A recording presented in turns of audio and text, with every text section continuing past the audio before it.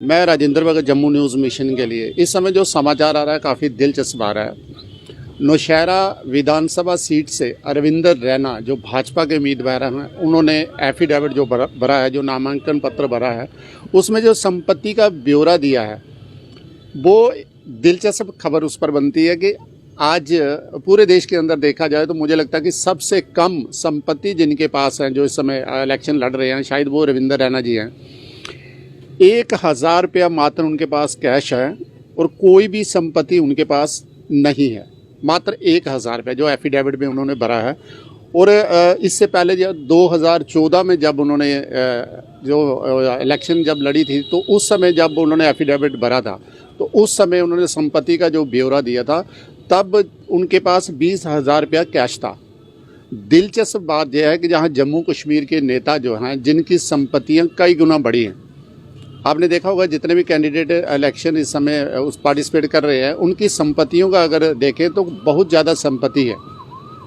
और बहुत से ऐसे लीडर हैं जो कई बार राजनीति में आए हैं, जीते हैं, हारे हैं, लेकिन उसके बावजूद उनकी संपत्ति जो है कई गुना बढ़ी है। लेकिन अरविंदर रैना एक ऐसे नेता है जिनकी आज संपत्ति जो है मात्र 1,000 रुपया दिखाई गई है। और इसके साथ ही दूसरी बात यह है कि उनके नाम की कोई भी संपत्ति नहीं है, अलग से संपत्ति, कोई गहना या फिर दूसरा क्राइम के क्षेत्र में उन पर कोई भी FIR या इस तरह की कोई भी डिटेल जो है वो नहीं है। मात्र 1,000, ये समाचार सुर्खियां बना हुआ है पूरे देश के अंदर कि रविंदर रैना की जो संपत्ति है वो मात्र 1,000 रुपया है। दिलचस्प तो लगता है, लेकिन जम्मू कश्मीर के लिए ये एक बड़ा समाचार है। अगर ऐसे नेता जीत जाते हैं तो आप अनुमान लगा सकते हैं कि उनकी जो संपत्ति इकट्ठी करनी या फिर इस तरह का जो विचार होता है कि नेताओं पर यह इल्ज़ाम लगता है कि ये संपत्ति बहुत इकट्ठी करते हैं। और यकीन माने कि अगर ऐसे नेता सत्ता में आते हैं जिनकी मात्र संपत्ति इतनी देर से राजनीति में भी सक्रिय हैं, बड़े पद पर भी है, लेकिन उसके बावजूद उनकी जो संपत्ति है वो मात्र 1,000 रुपया है।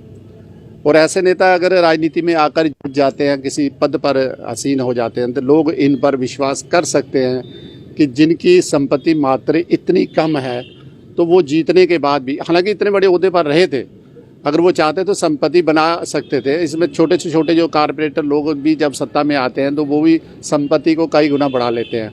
लेकिन ये काफ़ी दिलचस्प था कि रविंदर रैना की संपत्ति जो थी वो मात्र 1,000 रुपया है। अब देखते हैं इसको लोग किस तरह से लेते हैं। और जो इलेक्शन में जब पार्टिसिपेट ये कर रहे हैं, तो लोग जो हैं, उस क्षेत्र के लोग जो हैं, जिस विधानसभा से जो नौशहरा से लड़ रहे हैं, वहाँ के लोग जो हैं, उनकी इस बात को कितनी पॉजिटिव या कितनी नेगेटिव दृष्टि से लेते हैं, ये तो आने वाला समय ही बताएगा।